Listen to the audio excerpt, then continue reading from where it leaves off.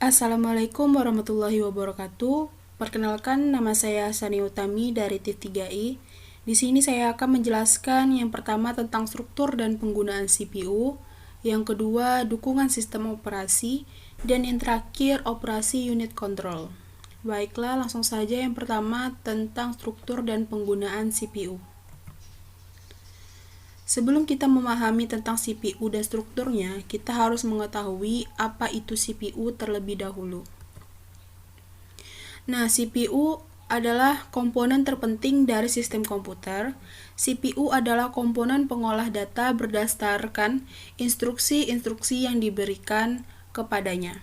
CPU terdiri dari dua bagian utama, yaitu unit kendali atau control unit, dan unit aritmatika dan logika atau ALU.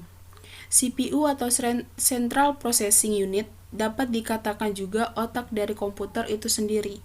Sebuah komputer paling canggih sekalipun tidak akan berarti tanpa adanya CPU yang terpasang di dalamnya. Dalam kesehariannya, CPU memiliki tugas utama untuk mengolah data berdasarkan instruksi yang ia peroleh. CPU sendiri sebenarnya masih terbagi atas beberapa komponen yang saling bekerja sama untuk membentuk suatu unit pengolahan. Di samping itu, CPU mempunyai beberapa alat penyimpan yang berukuran kecil yang disebut register. Nah, ini merupakan blok diagram pada CPU.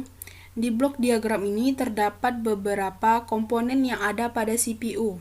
Antara lain, yang pertama ALU, melakukan komputasi atau pengolahan data berdasar instruksi yang diberikan padanya.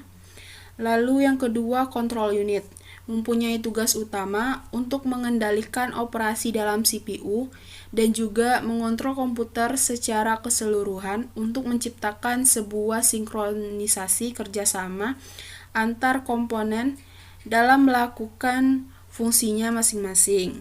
Lalu yang ketiga, register, yaitu media penyimpanan internal CPU yang digunakan saat proses pengolahan data. Dan yang keempat, CPU interconnection, yaitu sistem koneksi dan bus yang menghubungkan komponen internal CPU dengan bus-bus eksternal CPU. Selanjutnya, aktivitas apa saja yang dilakukan oleh CPU? Yang pertama yaitu mengambil instruksi. CPU harus membaca instruksi dari memori. Yang kedua, mengambil data. Eksekusi suatu instruksi mungkin memerlukan pembacaan data dari memori atau modul. Yang ketiga, mengambil data. Eksekusi suatu instruksi mungkin memerlukan pembacaan data dari memori atau modul. Yang keempat, mengolah data. Eksekusi suatu instruksi mungkin memerlukan operasi aritmatika atau logika terhadap data. Yang kelima, menulis data. Hasil eksekusi mungkin memerlukan penulisan data ke memori. Selanjutnya kita akan membahas tentang organisasi register, yaitu sistem komputer menggunakan hierarki memori. Pada tingkatan yang atas, memori yang lebih cepat, lebih kecil, dan lebih mahal atau per bit. Di dalam CPU terdapat sekumpulan register yang tingkatan memorinya berada di atas hierarki memori utama dan change. Apa fungsi register pada CPU? Yang pertama yaitu User Visible Register. Register ini memungkinkan pemrogram, bahasa mesin, dan bahasa assembler meminimalkan referensi main memori dengan cara mengoptimasi penggunaan register. Yang kedua yaitu Control dan Status Register. Register ini digunakan oleh unit control untuk mengontrol operasi CPU dan oleh program sistem operasi untuk mengontrol eksekusi pemrogram. Selanjutnya, User Visible Register. Di sini yang dimaksud dengan User Visible Register yaitu register yang dapat direferensikan dengan menggunakan bahasa mesin yang dieksekusi CPU dalam kategori General Purpose, Data, alamat, kode-kode kondisi. Lalu General Purpose Register dapat digunakan untuk berbagai fungsi oleh pemrogram. General Purpose Register dapat berisi operan sembarangan opcode. Lalu pada kasus-kasus tertentu, General Purpose Register dapat digunakan untuk fungsi-fungsi pengalamatan, misalnya register indirect displacement. Pada kasus lain, terdapat partial atau batasan yang jelas antara register dengan register alamat. Lalu, dalam register data alamat apa saja? Register data hanya dapat dipakai untuk menampung data dan tidak dapat digunakan untuk kalkulasi dan alamat operan. Register alamat menyerupai General Purpose Register atau register-register tersebut dapat digunakan untuk mode pengalamatan tertentu. Di next slide, bagaimana contoh dari data dan alamat? Yang pertama yaitu segment pointer. Lalu register segmen menyimpan alamat berbasis segmen dan mungkin terdapat beberapa register, misalnya satu register untuk sistem operasi dan satu register untuk proses saat itu. Lalu contoh kedua yaitu register index untuk alamat-alamat yang terindeks atau mungkin auto index. Lalu contoh yang ketiga ada stack pointer, yaitu apabila terdapat pengalamatan stack yang user visible, maka biasanya stack berada di dalam memori dan terdapat register dedicated yang menunjuk ke bagian atas stack dan memungkinkan pengalamatan implisit yaitu push, pop, dan instruksi stack lainnya, tidak perlu operan stack eksplisit. Selanjutnya di sini ada control dan status register. Yang pertama, bermacam-macam register CPU yang digunakan untuk mengontrol operan CPU, non-visible dan visible, yaitu tidak visible bagi pengguna dan visible terhadap instruksi mesin yang dieksekusi pada mode kontrol atau sistem operasi. Selanjutnya, program status word atau PSW. Di sini, program status word itu adalah semua rancangan CPU mencakup sebuah register atau sekumpulan register, berisi informasi status, dan berisi kode kondisi dan informasi status lainnya. Lalu di sini ada command and flag terdiri dari apa saja? Yang pertama ada sign, yaitu berisi bit tanda hasil operasi aritmatika terakhir, negatif atau positif. Yang kedua ada zero, diset bila hasil sama dengan 0. Yang ketiga ada carry, diset apabila operasi yang dihasilkan di dalam carry atau penambahan ke dalam bit yang lebih tinggi atau borrow, atau pengurangan dari bit yang lebih tinggi. Lalu digunakan untuk operasi aritmatika multi-word. Yang keempat equal, disetel apabila hasil perbandingan logikanya sama. Yang kelima ada overflow, digunakan untuk indikasikan overflow perhitungan operasi aritmatika. Yang keenam ada interrupt enable atau disable, digunakan untuk mengizinkan atau mencegah interrupt. Lalu ada yang ketujuh supervisor, yaitu mengindikasikan apakah CPU sedang mengeksekusi dalam mode supervisor atau mode user. Instruksi tertentu hanya dapat dieksekusi dalam mode supervisor saja, dan daerah-daerah tertentu di dalam memori hanya dapat diakses dalam mode supervisor saja. Selanjutnya yaitu kita akan membahas siklus instruksi. Siklus instruksi ini terdiri dari beberapa siklus. Yang pertama subsiklus instruksi, yaitu ada fetch, adalah siklus pengambilan data ke memori atau register. Lalu ada execute, menginterpretasikan opcode dan melakukan operasi yang diindikasikan. Lalu yang ketiga ada interrupt. Apabila interrupt diaktifkan dan interrupt telah terjadi, simpan status proses saat itu dan layani interupsi. Selanjutnya ada siklus tidak langsung. Apa saja isinya? Yang pertama, ada eksekusi sebuah instruksi melibatkan sebuah operan atau lebih di dalam memori yang masing-masing operan memerlukan akses memori, dan yang kedua, pengambilan alamat-alamat tak langsung dapat dianggap sebagai sebuah subsiklus, instruksi atau lebih. Selanjutnya, sifat apa saja yang ada di siklus instruksi? Yang pertama, sekali instruksi telah diambil, maka operan spesifiernya harus diidentifikasikan. Kemudian seluruh operan input yang berada di dalam memori akan diambil, dan proses ini mungkin memerlukan pengalamatan tak langsung. Lalu operan berbasis register tidak perlu diambil. Apabila opcode telah dieksekusi, proses yang sama akan diperlukan untuk menyimpan hasilnya di dalam memori. Selanjutnya ada strategi pipelining. Apa itu dari pipelining? Yaitu input baru akan diterima pada sebuah sisi sebelum input yang diterima sebelumnya keluar sebagai output di sisi lainnya. Lalu pendekatan. Pipelining instruksi mirip dengan penggunaan rangkaian perakitan pada pabrik. Rangkaian perakitan memanfaatkan kelebihan yang didapat dari fakta bahwa suatu produk diperoleh dengan melalui berbagai tahapan produksi. Dengan menaruh proses produksi di luar rangkaian perakitan, maka produk yang berada di berbagai tahapan dapat bekerja secara bersamaan.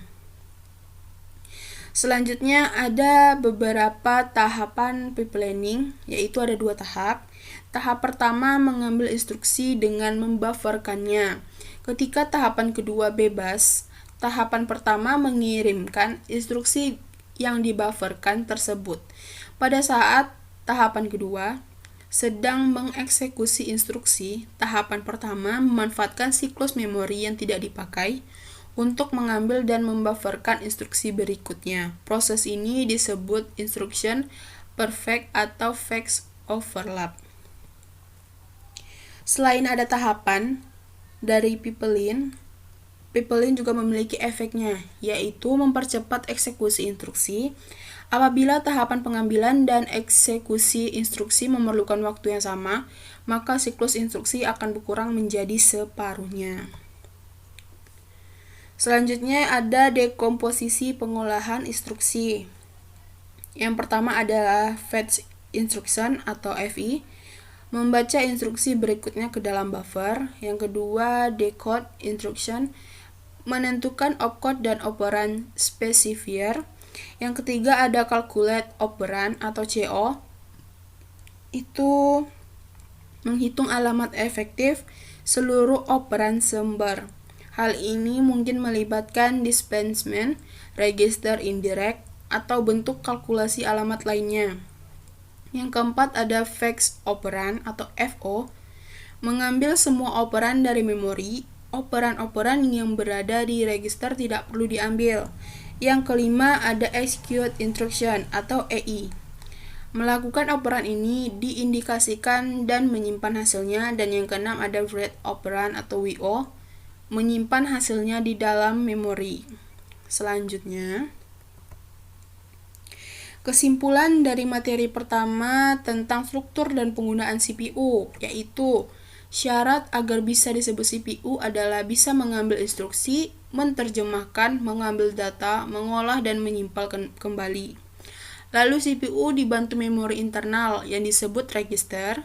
Terdapat 2 grup register, yaitu register yang dapat diakses oleh programmer atau user visible register, dan register yang tidak bisa diakses oleh programmer atau control status word. Lalu siklus instruksi terdiri dari fetch, execute, dan interrupt. Dengan cara pipelining, kinerja CPU dapat ditingkatkan. Selanjutnya kita masuk ke materi yang kedua, yaitu dukungan sistem operasi. Di sistem operasi ini memiliki fungsi, yaitu fungsi kenyamanan. Suatu sistem operasi akan membuat sistem komputer lebih mudah digunakan, lalu memiliki fungsi efisiensi. Sistem operasi memungkinkan sumber daya sistem komputer dapat digunakan dengan cara efisien. Selanjutnya, aplikasi komputer. Yang pertama yaitu suatu yang dibutuhkan end user dan bukan arsitektur komputer. Yang kedua, diekspresikan dalam bentuk bahasa pemrograman, yaitu kumpulan instruksi mesin yang bertanggung jawab terhadap pengontrolan perangkat keras komputer. Yang ketiga, mempunyai utilitas. Yang keempat, mengimplementasikan fungsi-fungsi yang digunakan dalam proses pembuatan program, manajemen file, dan pengontrolan perangkat atau I/O. Selanjutnya, elemen dan penjadwalan proses. Sistem operasi menerima kontrol proses pada interrupt handler. Hal ini bila terjadi interupsi, dan pada service call handler bila terjadi panggilan layanan. Sekali interupsi atau panggilan layanan ditangani, maka penjadwalan jangka pendek dipanggil untuk mengambil proses untuk selanjutnya diproses. Selanjutnya ada manajemen memori, melakukan pengaturan prosesor sehubungan penjadwalan proses yang harus dilakukannya. Untuk mempersiapkan proses multiprogramming diperlukan pengaturan memori. Dalam sistem single programming, memori utama dibagi menjadi dua bagian, yaitu satu bagian untuk sistem operasi atau monitor residen, dan bagian lainnya untuk program yang sedang berjalan. Dengan sistem multiprogramming, bagian pengguna dari memori harus dibagi lagi untuk mengakomodasikan sejumlah proses. Tugas pembagian dilakukan secara dinamis oleh sistem operasi yang dikenal dengan manajemen memori. Ada beberapa istilah dalam manajemen memori yang akan dijelaskan, yaitu yang pertama swapping, partitioning, pegging, dan virtual memory. Di next, ada swapping. Swapping adalah managing memory atau swapping atau tukar-menukar adalah antrian panjang dari proses yang disimpan dalam disk.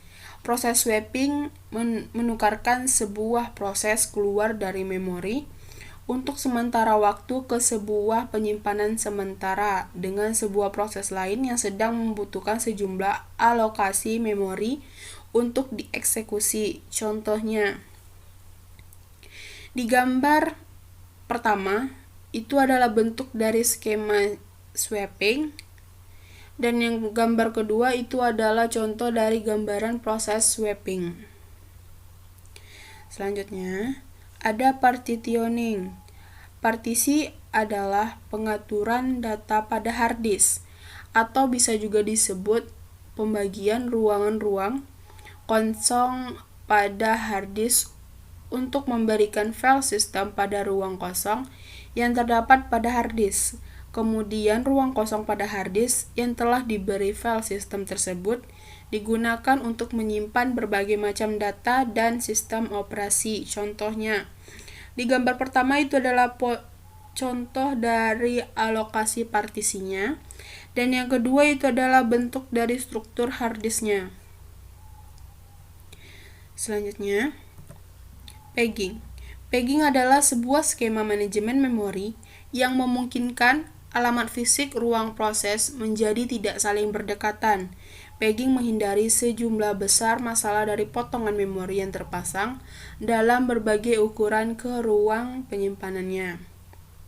Pegging juga membagi memori dalam ukuran yang sama dalam potongan kecil atau disebut bingkai halaman, membagi program atau proses dalam potongan kecil berukuran sama, mengalokasikan jumlah bingkai halaman yang diperlukan untuk sebuah proses, lalu sistem operasi mengolah daftar bingkai yang bebas atau tidak digunakan. Sebuah proses tidak memerlukan bingkai halaman yang berdampingan, menggunakan tabel halaman untuk menjaga alur kerja, mempersiapkan resource untuk proses yang akan dijalankan. Sebagai contohnya, contoh pertama yaitu pegging model of logical and physical memory, dan yang kedua pegging example 32 bit memory dan 4 bit peggs. Selanjutnya, virtual memory. Virtual memory adalah suatu teknik yang memisahkan antara memori logis dan memori fisiknya. Memori logis merupakan kumpulan keseluruhan halaman dari suatu program, tanpa memori virtual memori logis akan langsung dibawa ke memori fisik atau memori utama. Virtual memory juga bisa dikatakan sebagai memori tambahan yang menjadi fitur setiap masing-masing sistem operasi. Misalnya Linux terdapat swap. Memori virtual ini digunakan sistem operasi ketika komputer sedang menjalankan sebuah program, aplikasi yang kapasitasnya melebihi memori yang tersedia. Teknik memori virtual akan memudahkan pekerjaan seorang programmer ketika besar data dan programnya melampaui batas memori utama. Sedangkan sebuah multiprogramming dapat mengimplementasikan teknik memori virtual sehingga sistem multiprogramming menjadi lebih efisien. Contohnya, 10 program dengan ukuran 2 MB dapat berjalan di memori kapasitas 4 MB. Tiap program dialokasikan 256 KB dan bagian-bagian proses atau swap ini masuk ke dalam memori fisik begitu diperlukan dan akan keluar atau swap out jika sedang tidak diperlukan. Fungsi dari virtual memory, yang pertama menangani kelebihan beban RAM, yang kedua berperan sebagai RAM cadangan tapi tidak menggantikan fungsi RAM, yang ketiga menyimpan data dari RAM tapi tidak meneruskannya ke prosesor, yang keempat data yang disimpan pada virtual memory atau pegging file bersifat sementara. Selanjutnya ada segmentasi. Segmentasi ini merupakan skema manajemen memori yang mendukung cara pandang seorang programmer terhadap memori. Ruang alamat logik merupakan sekumpulan dari segmen-segmen. Masing-masing segmen mempunyai panjang dan nama. Alamat diartikan sebagai nama segmen dan offset dalam suatu segmen. Jadi jika seorang pengguna ingin menunjuk sebuah alamat, dapat dilakukan dengan menunjuk nama segmen dan offsetnya. Untuk lebih menyederhanakan implementasi, segmen-segmen diberi nomor yang digunakan sebagai pengganti nama segmen, sehingga alamat logik terdiri dari 2 tuple, yaitu segmen number offset. Nah, segmentasi juga memiliki keuntungannya, antara lain menyederhanakan perkembangan struktur data, memungkinkan program dapat diubah dan dikomplikasikan ulang secara independen, lalu memungkinkan suatu segmen yang merupakan bagian dari suatu proses digunakan oleh proses lainnya, dan memungkinkan adanya proteksi karena pemrogram dapat dengan mudah memberikan akses privilege. Nah, kesimpulan dari materi kedua dengan materi dukungan sistem operasi.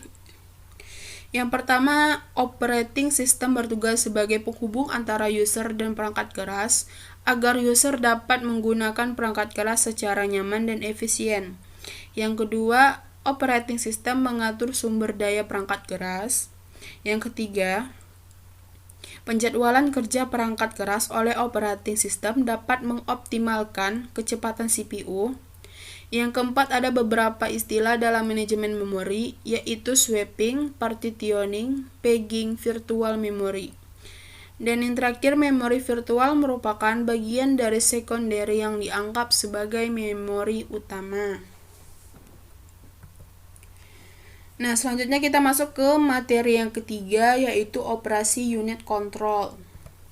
Operasi unit control atau control unit adalah salah satu unit dari prosesor atau CPU yang memiliki fungsi mengontrol atau mengendali dari operasi yang dilakukan oleh ALU atau Arithmetic Logical Unit CPU. Output CU akan mengatur aktivitas dari unit lainnya dari perangkat CPU. Fungsi dari control unit yang pertama mengatur dan mengontrol peralatan dari input dan output. Yang kedua, mengambil perintah-perintah dari memori utama. Yang ketiga, mengambil data dari memori utama kalau diperlukan oleh proses.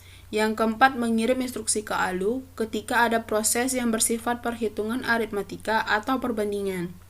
Yang kelima, logika serta mengawasinya. Yang keenam, menyimpan hasil proses ke dalam memori utama. Selanjutnya, fungsi unit control eksplisit. Yang pertama, pengurutan atau sequencing.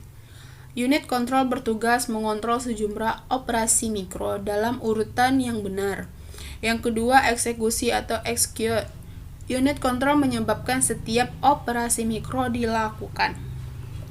Selanjutnya, unit control. Yang pertama, memiliki input untuk menentukan status sistem, memiliki output untuk mengontrol tingkah laku sistem. Secara internal memiliki logika-logika pengontrolan untuk membentuk fungsi pengurutan dan fungsi eksekusi, dan dipandang sebagai suatu sistem dengan input dan output. Selanjutnya kita akan membahas input unit control. Yang pertama ada pewaktu atau clock, berfungsi untuk sinkronisasi operasi antar komponen-komponen komputer, termasuk juga unit control. Yang kedua ada register instruksi atau instruction register. Opcode instruksi saat itu digunakan untuk menentukan operasi mikro yang akan dilakukan selama siklus eksekusi. Yang ketiga ada flag. Flag ini diperlukan unit control untuk mengetahui status dari CPU. Dan yang keempat adalah control signal to control bus, memberikan jalur ke unit control untuk sinyal-sinyal seperti sinyal interrupt dan acknowledgement.